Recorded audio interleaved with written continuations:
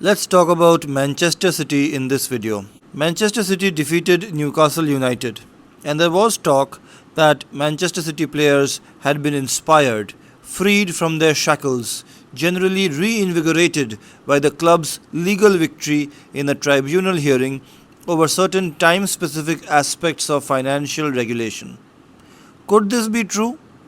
Are we underestimating the effect of these things?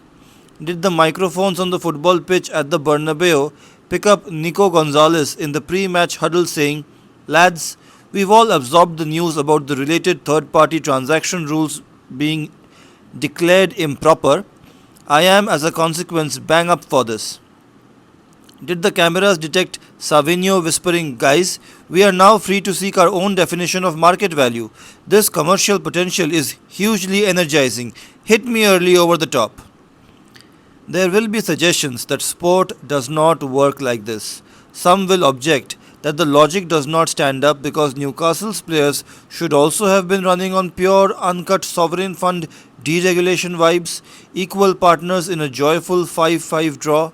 Who can really say for sure?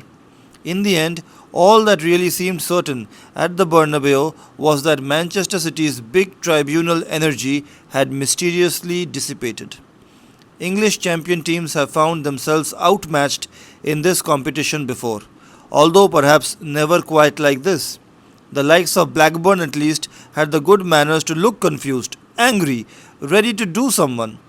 Manchester City collapsed like a rain sodden cardboard box, a sporting entity with no resistance, no fibre. A 3-1 defeat really could have been anything at all, at the end of which three things seem to be true. First, the current iteration of this great Manchester City team is now done. This was its last dance, a chance to go down, if not with all guns blazing, then with all guns gently ticking over in search of forensic incision. Instead, Manchester City were meek in a way that still comes as a shock to those yet to see it in the flesh. The second certainty is that Manchester City will be back. This is not the end, because the end cannot exist now for clubs with these resources. Not only will the project endure, the project is already clearing new lines of finance via its elite tribunal game. Defeat in Spain, a single bad season, these losses can be absorbed when the sport is stratified as never before. The third thing relates to Pep Guardiola himself, who once again delivered his public response like a man strapped to a wheel of pain, unable to process defeat, failure, or elements beyond his reach.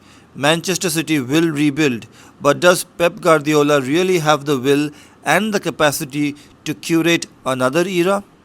With this in mind, it is necessary to emphasize just how bad Manchester City were in Madrid. The numbers don't get near it. By the end, Manchester City had 12 shots to Madrid's 15. They shaded the possession and passing. In reality, this was a night of humiliation for Pep Guardiola. His team olayed about the place, rondoed off, treated like cones. As early as the 20th minute, it was startling Real Madrid were only 1-0 up as those white shapes romped around the empty spaces, the crowd gushing idly over its favourites, clapping Raul Asensio like proud parents as he completed a back pass. Kylian Mbappe barely broke into a sprint while compiling his hat-trick, but then why sprint when the space is already there? None of this is unusual in outline. Things fall apart, great teams decay and regenerate. Play enough times and you will eventually lose. The wider question for a manager who is obsessed with legacy and the due rewards of history is how much did Pep Guardiola's own errors contribute to this? And how successful has his time at Manchester City been when it comes to the greatest prize? We have achieved something unique in our country and in Europe. We have won once and we have been there many times. This is what Pep Guardiola told Spanish TV. It is a generous definition of unique. There are those in Spain who like to dwell on Pep Guardiola's relative failures in Europe given the scale of resources at his disposal. His 2011 Barcelona team are still the greatest of the century, a total re-gear of what it meant and felt and looked like to dominate elite football. But it does seem odd now that the creator of that team has won the competition once in 14 seasons since, reaching two finals, losing to Tottenham Hotspurs, Monaco, Chelsea, and others along the way. This despite having total patronage for his vision, the greatest riches, best facilities, and most elite intelligence ever made available to any manager. The current season is Pep Guardiola's worst in European competition. The last 7 games have brought 5 defeats and 1 win against Club Bruges. There has been for the first time a sense of being behind the curve. PSG tore Manchester City apart, playing like a classic Pep team. Madrid did the same, playing like a modern iteration, deep possession and rapid attacks. Guardiola has also made micro mistakes. Abdulkadir Khusanov's deployment out of position at right back against Mbappe Vinicius felt like a kind of hazing ritual. What was meant to happen here? Khusanov, who has never played in a game like this, would suddenly discover miracle innate right back capacities? Another surprise at the start was the absence of the injured Erling Haaland, ruling out an emotional reunion with Antonio Rudiger, his defensive spirit animal, the centre half who completes him. Last season's meeting in Madrid was basically an extended man hug, the 90-minute supercut of the Heathrow arrival scene in Love Actually. Erling Haaland was missed for more than his goals. He is also an angry, rage-fueled leader. But how is it that Guardiola has allowed his team to become so reliant on a single player in every position, let alone a one-shot goal scorer? How is it he seems to have so few leaders, but plenty of fearful avatars of the blueprint?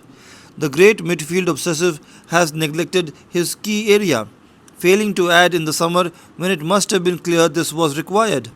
Kevin De Bruyne is still the only approved element of spontaneity, even in his now slower gear, still gamely chugging about like a routemaster bus on its way to a wedding. Nobody in the squad comes close to replicating those attributes.